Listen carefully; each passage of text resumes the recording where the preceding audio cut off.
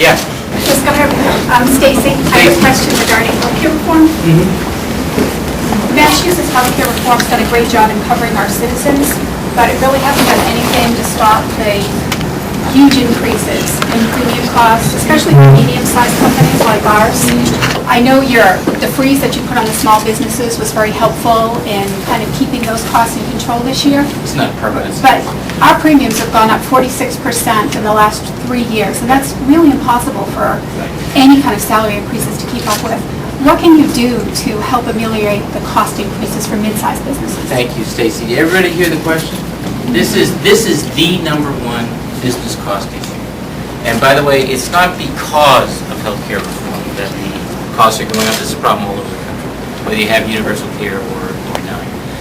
We did, it's an acute problem for small businesses or medium-sized businesses. It's not that it's not a problem for big businesses or the state, but the buying power of big businesses in the state is so different that you just get a different outcome.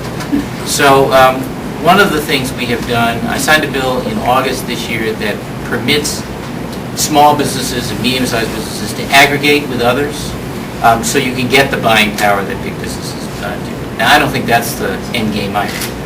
There's another thing that happens for 50 and smaller, which you are not. Although it may actually have an impact for you as well, I'm not sure. But this Over 100, sir. Over 100. So well, but it's rate shock. Do you know this term? There's something in the... we get it every year. Well, here's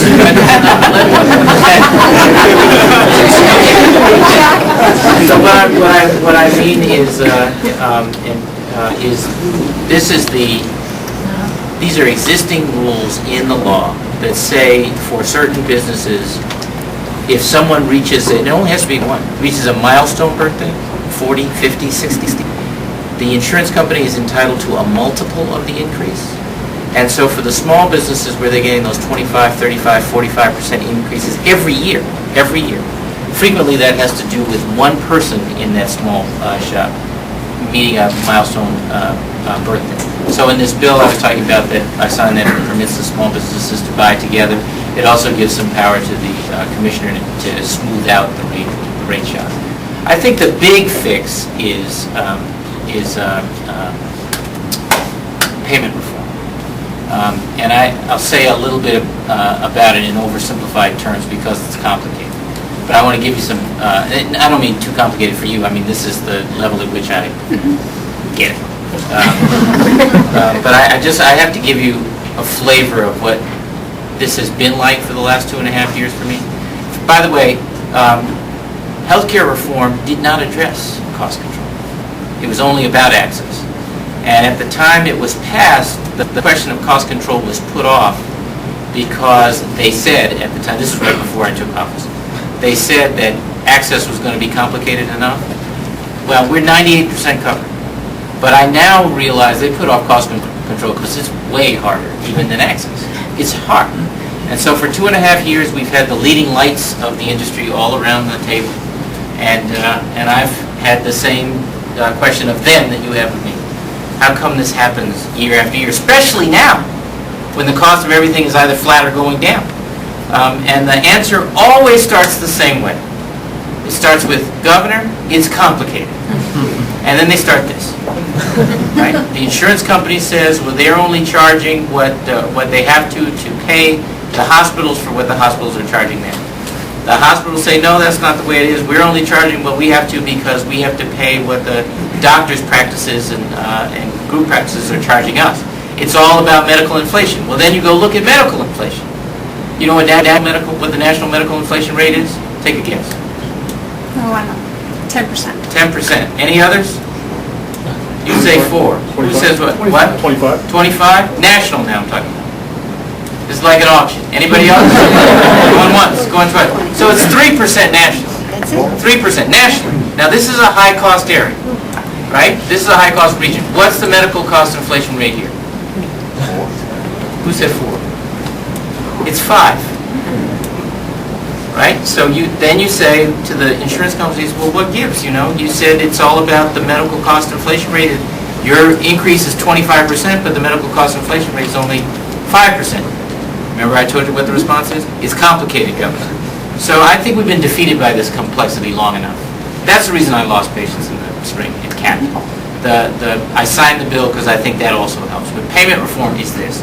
It's to move away from paying for the amount of health care, which is how we do it now, to the quality or outcome of that care. Medical home, accountable care organization, these are some of the buzzwords.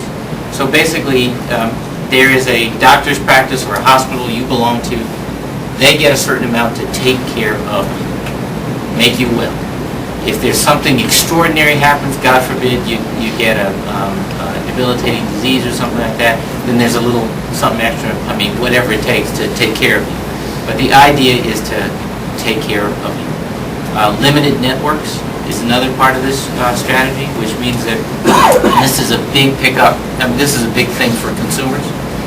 Right now, you can go to, in most plans, you can go to any provider you want. If you think the only place for you is MGH, you can go to MGH. Limited networks, MGH may not be the most cost efficient necessarily for what you want. Limited networks mean you'd be able to go to MGH, but you might have to pay a little bit more to go to MGH. Your first provider would be a community hospital, little community health Is center. that part of the three-tier strategy that I'm hearing now? Yeah, that's sometimes it's described that way. Different insurers describe it that way. And then you get all this stuff that happens. You guys may do it as well. Are you in HR by any chance? Yes. Couldn't tell. Well, why don't you describe it? Do you jump every year? Do you go from company to company every year when you get the rate increase? Do you think about something else? We do put it out to bid Yeah. every year. Yeah. But we have never had another company, since we have to cover New England, Right. but also the rest of the country. Right. It's very limited. You can't get a Tufts or a Harvard Pilgrim to give To you go outside. a good rate. They'll have to partner with an Aetna or a Cigna. So the rates are never good no matter where we go. Yeah, yeah. But, So, the other candidates in the race have a couple of good ideas, which, and no candidate, no party has a corner on all the best ideas, which if I have a second term, I think are right. One I've believed in for a long time that Tim talks about is admitting out-of-state insurers to compete. Now, we have a limited amount of this now for you, but that's okay with me. I don't have a problem with that. Charlie makes a point about transparency, which you may have heard, which I think is also right, meaning making available to consumers what that differential is for the same service in the downtown teaching hospital versus the community hospital. I think transparency is a good idea. It's a tool, but it's not a solution. Because if your copay is $10 in either place, what do you care what the difference in the actual cost of the thing? It has to have some impact on you or on your company and their savings and so forth. That's why I say it's a tool, but the solution is broader than that. It's this payment reform. So when we got these recommendations from the leading lights, they were unanimous. And then the very first thing they said is, Governor, please take 5 years to implement, because it's complicated, Governor. But I don't think we have 5 years. I think we're going to have to speed this up.